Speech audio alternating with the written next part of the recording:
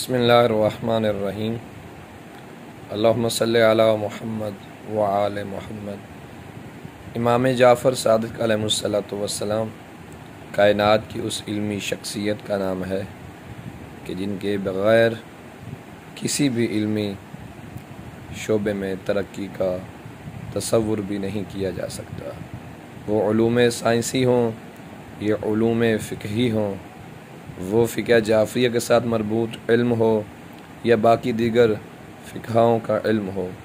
کسی بھی شعبہ علمی میں سرکار امام جعفر صادق علیہ الصلوۃ والسلام کی علمی خدمات کو اسلام میں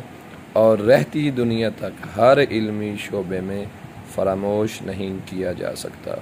اور ہمیں فخر ہے وہ امام جعفر صادق علیہ الصلوۃ والسلام شیعان حیدر کرار کے چھٹے امام رسول خدا صلی اللہ علیہ وآلہ وسلم کے علم کے، عمل کے اور خلیفہ رسول ہونے کے ساتھ ساتھ آپ اللہ سبحانہ و تعالیٰ کی طرف سے